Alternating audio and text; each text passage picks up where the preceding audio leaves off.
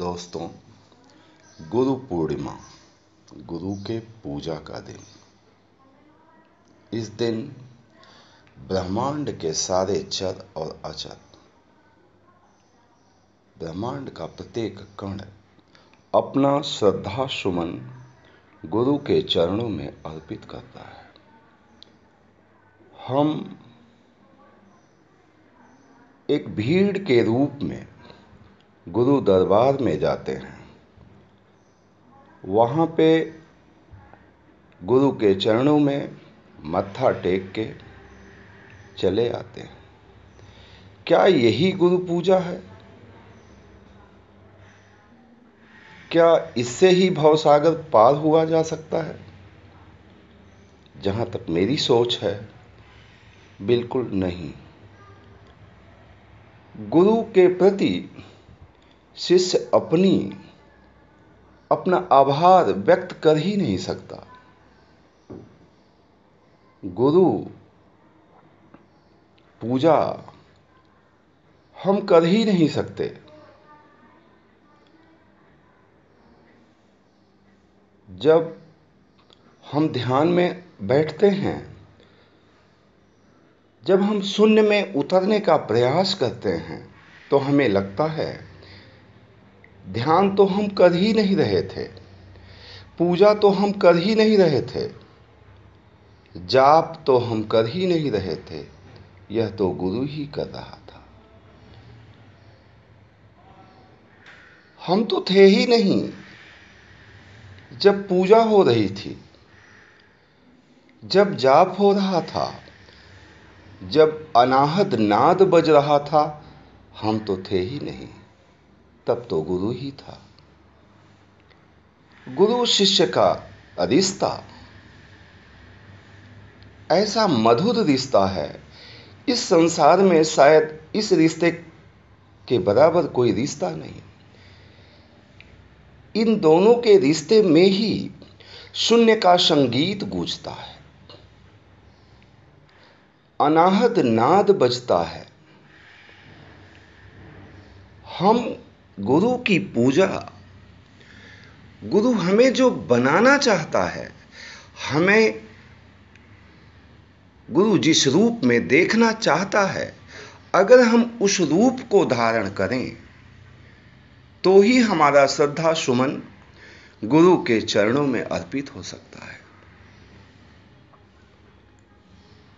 हम एक शर्त, एक टर्म एंड कंडीशन लेके गुरु दरबार में जाते हैं। कुछ मांगने के लिए जाते हैं, कुछ पाने के लिए जाते हैं।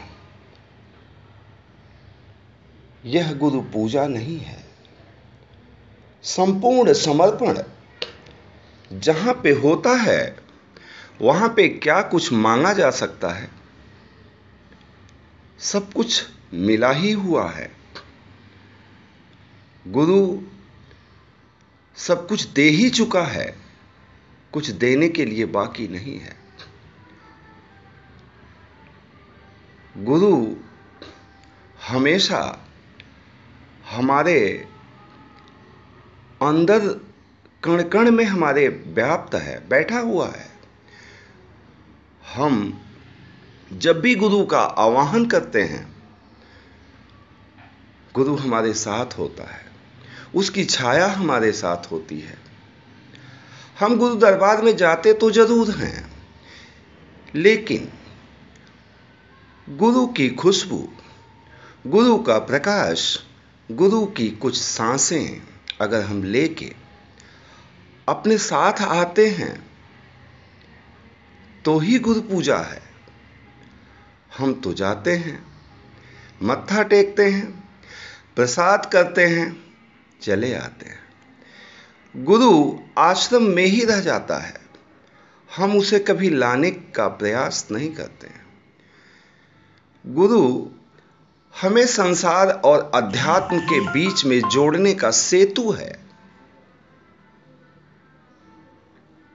वही संसार और अध्यात्म से दोनों में हमें बनाए रखता है।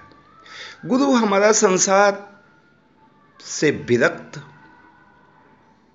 नहीं करता, बल्कि संसार में हमें जीने का तरीका सिखाता है। हम जब भी गुरु के करीब होते हैं, गुरु तत्व के करीब होते हैं, तो ही हम नहीं रहते, गुरु ही गुरु रहता है। हमारे गुरुजी कभी कहा करते थे कि हमारे बेटे जिस गली से गुजरें, जिस रास्ते से गुजरें, वहां एक खुशबू फैल जाए, लोग भौचक्के हो जाएं, लोग देखने के लिए विवश हो जाएं कि किसी का बेटा आया है। हमारे गुरु हमको जो बनाना चाहते थे, हमें जिस रास्ते पे चलाना चाहते थे, हमारे अंदर जो बीज बोया है, अगर वह वृक्ष के रूप में पुष्पित और पल्लवित होता है, तो ही गुरु पूजा है। गुरु हमारे अंदर अवतरित होता है। गुरु पूजा की नहीं जाती, गुरु पूजा हुआ जाता है। ओमकार का बीज हमारे अंदर गुरु ने डाला है। जब वह पुष्पित और पल्लवित होगा, जब उसकी छाया चारों तरफ फैलेगी, तो ही गुरु पूजा है। आज बस इतना ही।